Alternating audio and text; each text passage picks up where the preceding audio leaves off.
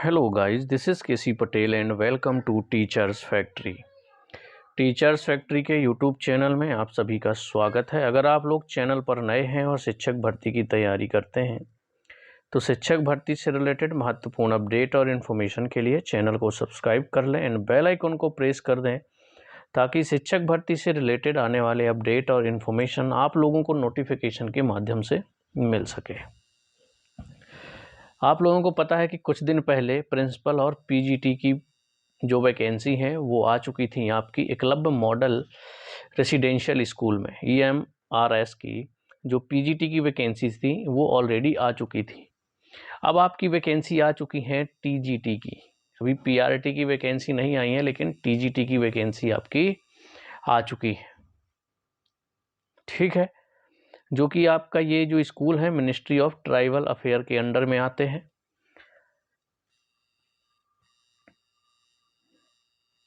एक तरह से ये आपकी सेंट्रल गवर्नमेंट की जॉब है।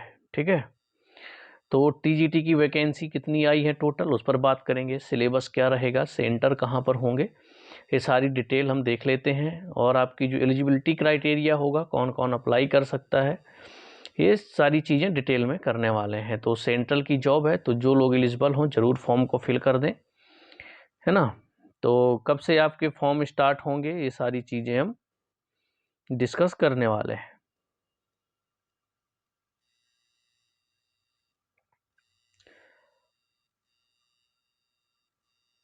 इसके फॉर्म फिल करने की जो लास्ट डेट है वो है आपकी 18 अगस्त 2023 तक आप लोग फॉर्म फिल कर सकते हैं। फीस आपकी टीजीटी की 1500 है और अगर हॉस्टल वार्डन के लिए आप लोग अप्लाई करते हैं तो 1000 फीस है। अगर आप टीजीटी के लिए अप्लाई करेंगे तो 1500 रुपये फीस आपकी होगी। ठीक है, आगे की जानकारी आपको अब देखिए डेट ऑफ एग्जामिनेशन तो अभी जब उसकी वेबसाइट में बाद में अपडेट किया जाएगा, अभी डेट फिक्स नहीं की गई है कि आपका एग्ज़ाम कब होगा। ड्यूरेशन ऑफ एग्जामिनेशन यानी कि एग्जामिनेशन का टाइमिंग कितना रहेगा, तो 180 मिनट का टाइम रहेगा आपका टीचिंग स्टाफ के लिए यानी कि टीजीटी के लिए, और जो 150 मिनट का होगा वो नॉन टीचिंग स्टाफ के लिए रहेगा। सेंटर ऑफ एग्जामिनेशन वो आपका एडमिट कार्ड में दिया रहेगा। ठीक है, और आपका ये जो पेपर है वो MR बेस्ड होगा आपका, यानी कि ऑफलाइन एग्ज़ाम आपका होने वाला है। आवेदन आपको ऑनलाइन ही करना है। इसके अलावा टोटल पोस्ट कितनी है उस पर बात कर लेते हैं हम। ठीक है, तो चलिए ये स्लाइड जो आपको दिख रही है, टीजीटी के जो टोटल पद हैं वो 5660 पद हैं आपके। इसमें हॉस्टल वार्डन की जो मेल के हैं 335, हॉस्टल वार्डन फीमेल के हैं 334 पद। तो टोटल पद हैं 6329 पद हैं। अगर सिर्फ टीजीटी की बात करें तो टीजीटी में कितने पद हैं, टीजीटी में आपके 5660 पद हैं। कितने, 5660 पद हैं आपके टीजीटी के। अब ये सब्जेक्ट वाइज भी आपके डिवाइड हो जाएंगे। तो ये टीजीटी के हो गए आपके पद, किसमें कितने हैं। अगर टोटल की बात की जाए तो हिंदी में आपके कितने हैं, 606 पद हैं।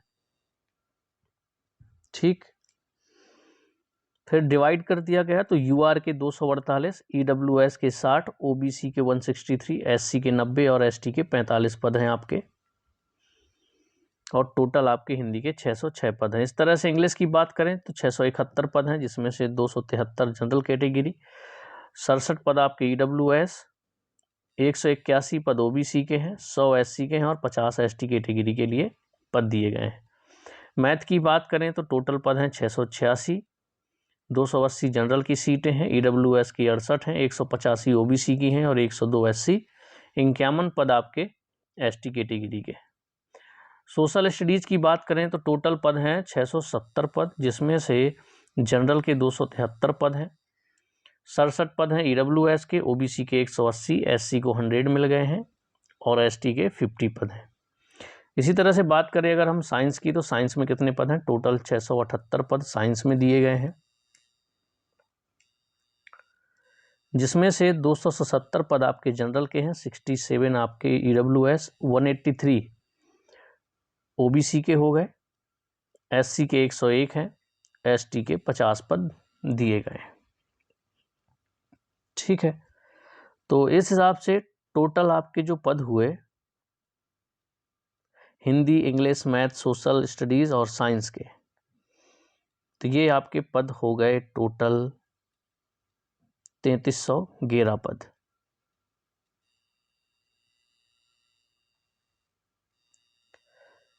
इसके बाद थर्ड लैंग्वेज के लिए बाकी पद हैं यहाँ पर, सबके अलग अलग दिए गए हैं। जैसे बंगाली के 10 पद हैं टोटल, गुजराती के 44 हैं, कन्नड़ के 24, मलयालम के 2, मणिपुरी के 6, मराठी के 52 हैं, उड़िया के 25, तेलुगु के 102, उर्दू के 6, मिजो के 2, संस्कृत के 358 पद हैं और संताली के आपके 21, यानी 652 पद आपके ये हो गए। इसके बाद म्यूज़िक की बात करें इसमें, तो म्यूज़िक के भी पद हैं आपके, टीजीटी की म्यूज़िक की ही बात चल रही है। सब्जेक्ट वाइज आपके टोटल कितने पद हैं मैं बता चुका हूँ। अगर सिर्फ सब्जेक्ट की बात की जाए तो उसमें 3311 पद आपको सब्जेक्ट वाइज मिले। ठीक, इसके बाद आपके थर्ड लैंग्वेज के ये पद हैं सारे 652 पद। इसके अलावा आपके फिर music, art, PET male, PET female, librarian के पद हैं तो 1697 आपके ये टोटल पद हो गए। फिर इसके बाद ये नॉन टीचिंग पोस्ट हैं, जो ये हॉस्टल वार्डन की 335 मेल की हैं और हॉस्टल वार्डन 334 फीमेल की हैं। टोटल 669 पद ये हो गए आपके। ठीक है, तो ये तो हो गई पदों की संख्या। अब आपकी अगर सैलरी की बात कर ली जाए तो सैलरी का आपका क्या है, जो टीजीटी है English, Hindi, math, science, social studies, third language और जो लाइब्रेरियन की हैं वो 44,900 से 1,42,400 तक आपका पे मैट्रिक्स रहेगा, यानी अच्छी खासी सैलरी है टीजीटी की आपकी। अदर टीजीटी की बात करें जैसे म्यूजिक, आर्ट, पीईटी के लिए तो ये रहेगा आपका 35,400 से 1,12,400 तक इसका पे मैट्रिक्स रहेगा। हॉस्टल वार्डन की बात करें तो 29,200 से 92,300 तक आपका हॉस्टल वार्डन का पे स्केल रहने वाला है। मोड ऑफ एग्जामिनेशन की बात करें, देखिए तो मोड ऑफ एग्जामिनेशन आपका EMRS staff selection exam ESSE 2023 will be conducted in OMR based, यानी कि पेन पेपर पर आपका एग्जाम होगा, यानी कि सीधे सीधे ऑफलाइन एग्जाम आपका होने वाला है। Choice of medium of question exam paper, अब आप कौन सी जो एग्जाम का जो मीडियम है वो क्या चूज कर सकते हैं, तो medium of examination will be both Hindi and English. ठीक, हिंदी या इंग्लिश में आप कर सकते हैं। Of in case of TGT miscellaneous category teachers and hostel warden the language competency tense in part 6 will be conducted in regional language opted by the candidate. Further, for the post of TGT third language, the medium of test for part 5 domain knowledge will be in concerned third language. कहने का मतलब ये है कि अगर आप लोग third language का भरे हैं तो आपको वो लैंग्वेज आनी चाहिए। ठीक है, जैसे हॉस्टल वार्डन की बात की जाए तो उसमें आपको क्या है, लैंग्वेज कॉम्पिटेंसी टेस्ट होगा, तो आपको रीजनल लैंग्वेज आनी चाहिए, मतलब आपको वही चूज करनी पड़ेगी regional language opt bye candidate. ठीक है, अब अगर हम टीजीटी की बात करें तो इसका पैटर्न क्या होगा, तो एग्ज़ाम आपका 120 मार्क्स का रहेगा ऑब्जेक्टिव टाइप और 30 मार्क्स का आपका रहेगा लैंग्वेज कॉम्पिटेंसी टेस्ट। टोटल आपका कितना हो गया, 150 मार्क्स का एग्ज़ाम हो गया।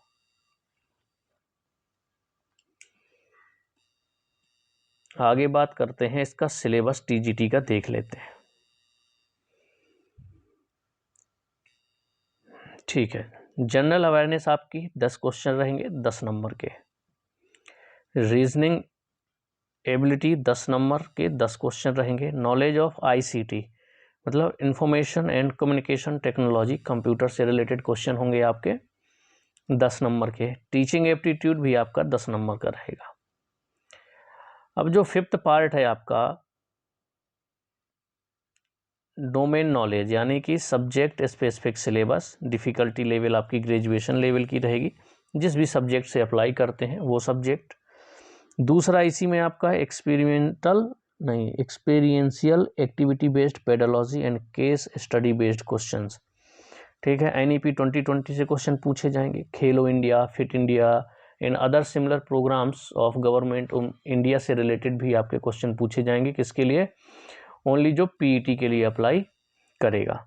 इस तरह से 80 नंबर का आपका सिलेबस ये होने वाला है। The test will be 3 hours without any time limit, each part of the test individuality. यानी कि इसमें आपको पार्ट बाय पार्ट टाइम नहीं दिया गया है, टोटल 3 घंटे का टाइम दिया जाएगा। तो इस हिसाब से आपका 120 मार्क्स का तो ये हो गया। ठीक है। अब आपका जो 6 पार्ट रहेगा लैंग्वेज कॉम्पिटेंसी का, जो 30 नंबर का था, तो Hindi, general English and regional language रहेगी आपकी साथ में। 10-10 मार्क्स के तीनों रहने वाले हैं, तो 30 मार्क्स के आपके हो जाएंगे। This part is qualifying in nature only with minimum 40% marks in each language. यानी कि ये आपका जो रीजनल लैंग्वेज का सिलेबस है, इसमें 40% मार्क्स आपको लाना ही लाना है। ये सिर्फ क्वालिफाइंग मार्क्स रहेंगे आपके। रीजनल लैंग्वेज, हिंदी और इंग्लिश, इन सब में आपको 40% मार्क्स लाने होंगे। ठीक है। अब यहाँ पर क्या है, part 1 to 5th of the candidate will not be evaluated if he she fails to attend qualifying marks in part 6। अगर आप लोग पार्ट 6 में फेल हो जाते हैं तो आपके जो 1 to 5th में नंबर आए थे उन सब की काउंटिंग नहीं की जाएगी, यानी आप एग्जाम से यहीं से ही बाहर हो जाएंगे, डिस्क्वालीफाई हो जाएंगे अगर इसमें आप क्वालिफाई नहीं करते हैं। ठीक है। For all subject of TGT part 1 to 4th will be common, यानी कि 1 to 4th यहाँ तक सबके लिए कॉमन है। ये 4 पार्ट है, ये सबके लिए कॉमन है, चाहे आप वार्डन हॉस्टल का तो थोड़ी PET का दे रहे हो, म्यूजिक का दे रहे हो। इसके अलावा फिर आपका सब्जेक्टिव रहेगा। अब यहाँ पर क्या है, part 5th will be subject specific and part 6 will be as per the exercise. कहने का मतलब अगर आपने 3rd लैंग्वेज लिया हुआ है उसके लिए अप्लाई करते हैं तो वो आपका रहेगा इसी में 80 नंबर में। आपका पेडालॉजी हो गई, NEP, खेलो इंडिया जैसे आपके, ये PET के लिए हो जाएगा, खेलो इंडिया जैसे आपका। बाकी आपको इस नंबर पे ध्यान देना है। ठीक है। मतलब देखिए इसमें भी डिवाइड है। जो फर्स्ट पार्ट है आपका 65 नंबर का आएगा, 10 नंबर की आपकी ये हो जाएगी पेडोलॉजी, और C और D मिला करके आपका जो है ये कितने नंबर का, 10 नंबर का आ जाएगा। ये 5 नंबर के हैं दोनों मिला करके, NEP 2020 और खेलो इंडिया, फिट इंडिया, इस तरह से क्वेश्चन करके तो आपके 5 नंबर के ये आएंगे। तो टोटल 80 नंबर का हो गया सिलेबस ये। 40 नंबर का ये कॉमन रहेगा, इसमें आपको सब्जेक्ट पे ध्यान देना है।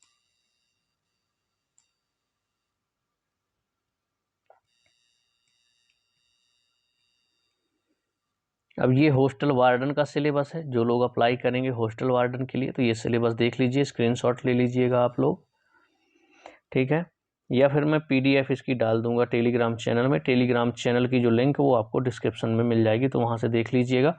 फिर भी मैं बता देता हूँ, जनरल अवेयरनेस आपकी 10 नंबर की हो गई, रीजनिंग एबिलिटी 20 मार्क्स की, नॉलेज ऑफ ICT 20 मार्क्स का आएगा, knowledge of POCSO and other children safety related acts जो हैं गवर्नमेंट ऑफ इंडिया के, उससे रिलेटेड क्वेश्चन बनेंगे आपके 10 नंबर के। एडमिनिस्ट्रेटिव एप्टीट्यूड आपका 30 मार्क्स का रहेगा।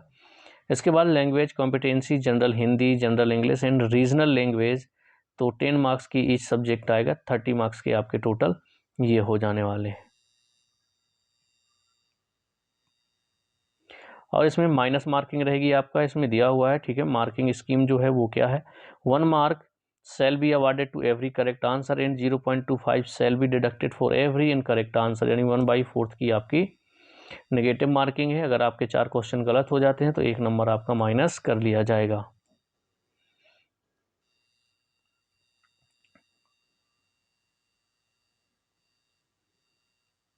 ठीक है। यहाँ तक आपको समझ में आ गई। 18 अगस्त तक आप लोग फॉर्म फिल कर सकते हैं।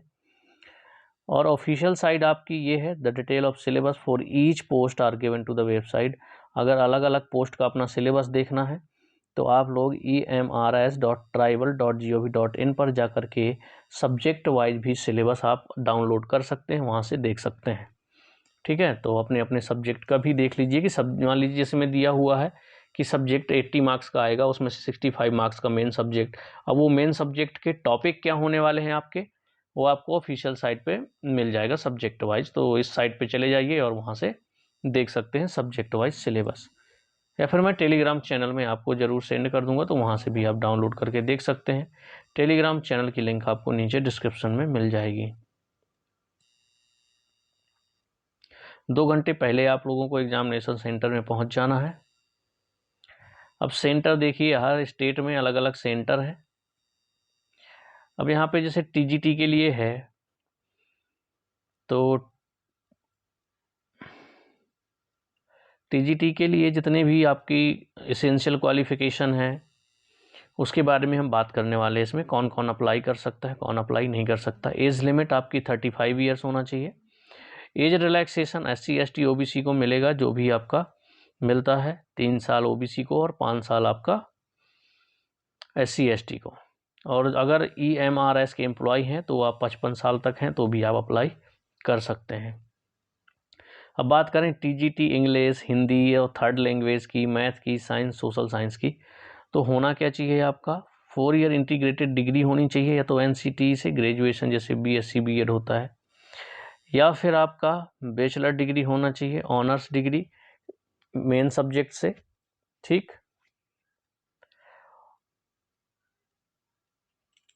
और आपका BEd डिग्री तो होना ही चाहिए।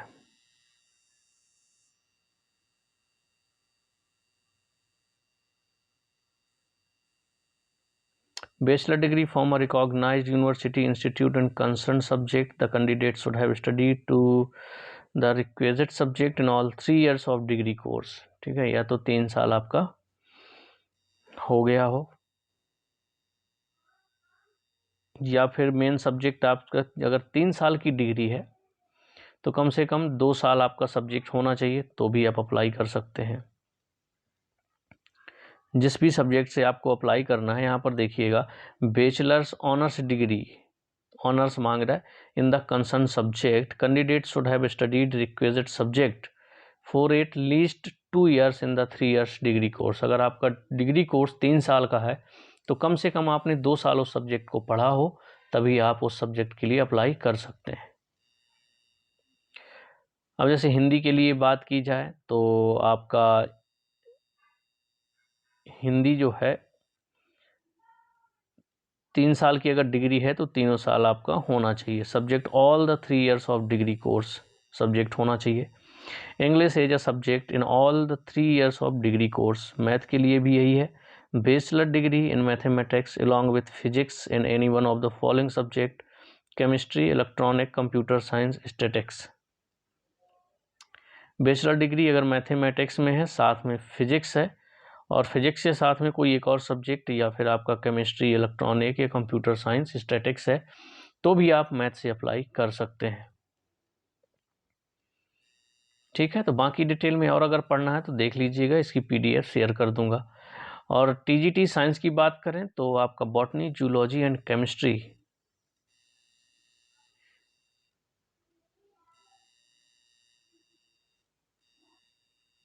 ठीक, the candidate should have studied botany, zoology and chemistry during all 3 years of study in graduation. तीनों साल आपका होना चाहिए botany, zoology and chemistry. In case of such universities with provide for only 2 subjects in the final year of graduation, the candidate should have studied any of 2 subjects or botany, zoology and chemistry in the final year. क्या है, कई university ऐसी होती हैं जो final year में सिर्फ 2 subject रखती हैं, तो इन तीनों में से कोई भी 2 सब्जेक्ट से आपका फाइनल ईयर होना चाहिए। Botany, zoology and chemistry in the first and second year आपका होना चाहिए, और फाइनल ईयर में कोई भी 2 सब्जेक्ट होने चाहिए, तो भी आप अप्लाई कर सकते हैं। इसी तरह से सोशल स्टडीज़ के लिए है, 2 सब्जेक्ट आपका कॉम्बिनेशन होना चाहिए, history with geography, economics, political science, इनमें से कोई भी, या फिर geography with history, economics, political science, तो भी आप अप्लाई कर सकते हैं। Hindi, geography as above should have been studied for 3 years in the graduation में आपका होना चाहिए। ठीक है, थर्ड लैंग्वेज की बात करें तो concern language is a subject elective subject in all the 3 years of degree course. अगर आप थर्ड लैंग्वेज के लिए अप्लाई करते हैं तो आपके ग्रेजुएशन में थर्ड लैंग्वेज 3 साल होनी चाहिए, तभी आप अप्लाई कर सकते हैं। इसके अलावा for all TGT pass the central teacher eligibility test conducted by CBSE in accordance with the guidelines framed by the NCT for the purpose। ये सभी TGT के लिए है कि आपका सीटेट क्वालिफाई होना चाहिए। अब TGT का है तो लेवल 2 क्वालिफाई होना चाहिए और B.Ed डिग्री आपकी होनी चाहिए। B.Ed degree not applicable for 4 year integrated degree course as mentioned in the sub clause above C. अगर आपने इंटीग्रेटेड कोर्स किया हुआ 4 साल का BSc B.Ed BA B.Ed तो B.Ed डिग्री की कोई ज़रूरत नहीं है। तो आपका सीटेट क्वालिफाई होना चाहिए तभी आप अप्लाई कर सकते हैं। हालांकि PGT में ऐसा नहीं था, PGT लेवल में आप डायरेक्ट अप्लाई कर सकते थे। ठीक है, सभी के लिए देखिए यहाँ पर म्यूजिक के लिए क्या है, बैचलर डिग्री विथ म्यूजिक के साथ होना चाहिए। आर्ट में है तो डिग्री आपकी फाइन आर्ट क्राफ्ट से होनी चाहिए और आपका B.Ed degree in fine art with regional college of education से होना चाहिए। फिजिकल एजुकेशन के लिए बात हो गई टीचर के लिए यानी PET के लिए, तो bachelor degree in physical education from a recognised university या इंस्टीट्यूट से होना चाहिए। लाइब्रेरियन के लिए आपका डिग्री इन लाइब्रेरी साइंस से होना चाहिए था आपका, अथवा graduation with 1 year diploma in library science from a recognised institution. Graduation के साथ में 1 year डिप्लोमा भी है आपके पास तो भी आप अप्लाई कर सकते हैं लाइब्रेरियन के लिए। इसी तरह हॉस्टल वार्डन के लिए है तो आपका बैचलर डिग्री होना चाहिए किसी भी यूनिवर्सिटी से। 4 year integrated degree course of regional degree of education NCT recognised institution in concern subject. ठीक है, तो ये आपके क्वालिफिकेशन हो गए कि आप जिस सब्जेक्ट से अप्लाई करना चाहते हैं। एक शॉर्ट में बता दूं तो आपका उस सब्जेक्ट में 3 साल एजुकेशन होना चाहिए। मान लीजिए मैथ से अप्लाई करते हैं तो आपका 3 साल के ग्रेजुएशन में 3 साल मैथमेटिक्स होना चाहिए। लेकिन अगर ऐसा नहीं है तो मैथ के लिए जैसे फिजिक्स है मान लीजिए तो मैथ और फिजिक्स होना चाहिए। इसके अलावा जैसे इलेक्ट्रॉनिक कंप्यूटर साइंस ये कोई सब्जेक्ट है तो भी आप मैथ में अप्लाई कर सकते हैं। बट जैसे हिंदी की बात की जाए तो उसमें 3 साल हिंदी होना चाहिए। इंग्लिश की बात की जाए तो इंग्लिश होनी चाहिए। साइंस की भी की जाए तो जूलॉजी बॉटनी और केमिस्ट्री 3 साल होना चाहिए, या फिर लास्ट ईयर में तीनों में से कोई 2 सब्जेक्ट हो और फर्स्ट ईयर सेकेंड ईयर आपके 3 सब्जेक्ट हो तो भी आप अप्लाई कर सकते हैं। ठीक है, आई होप यहाँ तक आप लोगों को सारी चीज़ें क्लियर हो गई होंगी। एज रिलैक्सेशन SC ST को 5 साल और OBC को 3 साल मैं बता ही चुका हूँ। ठीक है, वुमेन ऑल कैटेगरी के लिए 10 साल की रिलैक्सेशन है। PWD वालों के लिए SC ST 15, OBC 13 और जनरल के लिए 10 साल की छूट है। EMRS के अगर आप एम्प्लॉयज़ हैं तो आप 55 साल तक अप्लाई कर सकते हैं।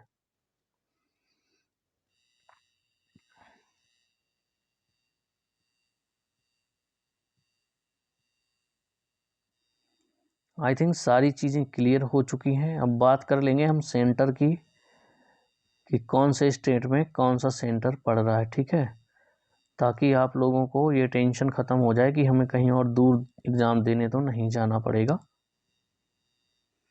ठीक है, स्टेट वाइज जैसे अंडमान निकोबार में बात करें तो पोर्ट ब्लेयर है, आंध्र प्रदेश में विजयवाड़ा, अरुणाचल प्रदेश में ईटानगर है, असम में गुवाहाटी, बिहार में पटना सेंटर रहेगा, चंडीगढ़ वालों का चंडीगढ़ में रहेगा, छत्तीसगढ़ वालों का जो सेंटर है वो रहेगा रायपुर।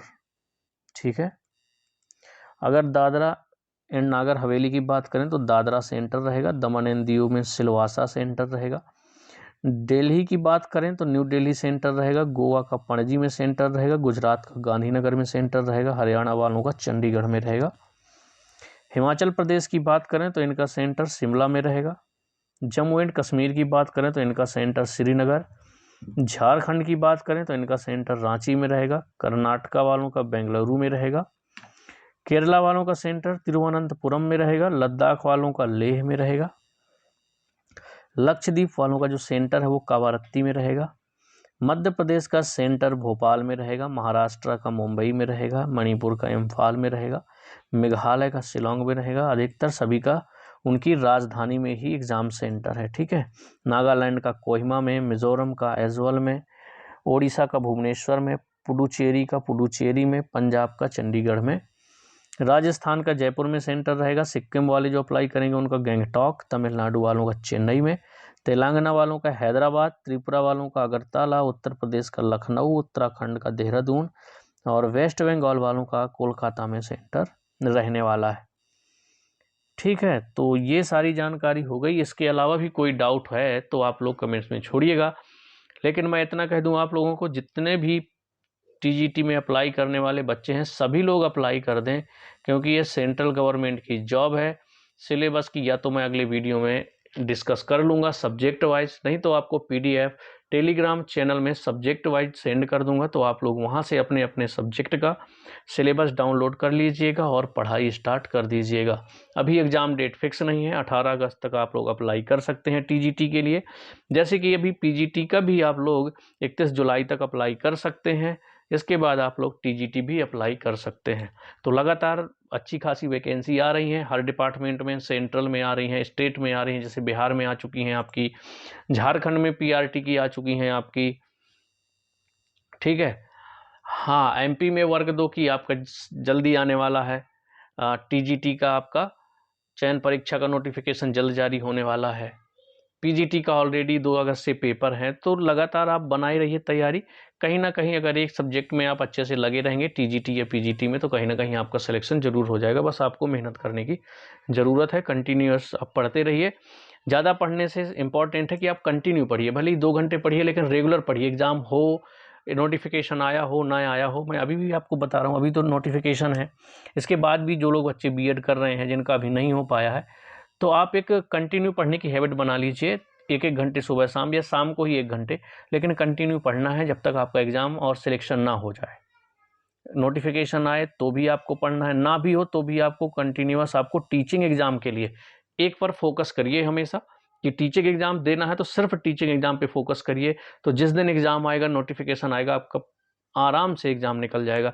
लेकिन अगर आप चारों तरफ भागेंगे कि अभी एमपी पुलिस की आई है तो पुलिस में अप्लाई कर देता हूँ, अप्लाई करने का मना कर सकते हैं, लेकिन आपको पढ़ना टीचिंग का है, याद रखिए।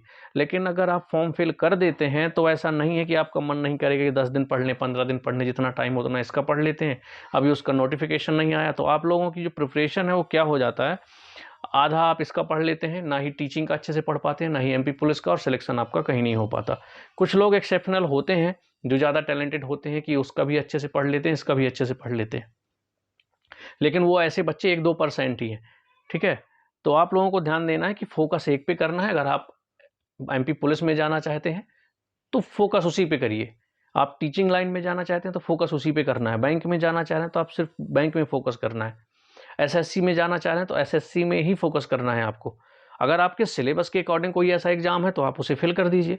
जैसे एसएससी सीजीएल की तैयारी करते हैं तो 90% ऐसे एग्जाम है कि उसके सिलेबस के अंदर सारे एग्जाम आ जाते हैं, चाहे एमपी पुलिस की हो, चाहे यूपी की बात करो, चाहे एनी अदर स्टेट के एग्ज़ाम की बात करो, तो उसमें इतना सिलेबस रहता है एसएससी सीजीएल में कि आपका हिंदी, मैथ हो गई, इंग्लिश हो गई, ठीक है, जीएस जीके हो गया, स्टेट का आपका जीके पढ़ना होता है, या फिर स्टेट की कोई वैकेंसी है तो आप अपना स्टेट जीके कर लीजिए। ये सारी चीज़ें होती रहती है। तो फोकस आपको किस पे करना है, टीचिंग पे, क्योंकि हमारे साथ जो चैनल में जुड़े हैं वो सभी टीचिंग वाले बच्चे हैं। तो फोकस आपको करना है अपने एक ही एग्ज़ाम पर, टीचिंग, क्योंकि टीचिंग का लगभग सभी का सिलेबस आपका 90-80% मिलता रहता है, याद रखिएगा। तो आपको टीचिंग के सभी एग्ज़ाम देने हैं। अगर आप टीजीटी जिस सब्जेक्ट से देते हैं, तो चाहे वो यूपी का निकले, चाहे सेंट्रल की निकले, या आपके स्टेट की निकले, सिलेबस लगभग 80-90% मिलता रहेगा। तो आपको पढ़ाई करते रहना है। अगर पीआरटी का देते हैं तो 80% आपका सिलेबस मिलता रहता है हर स्टेट का, पीआरटी का। सीटेट का आप देते रहिए, ठीक है। तो आपको टीचिंग एग्जाम सारे देने हैं।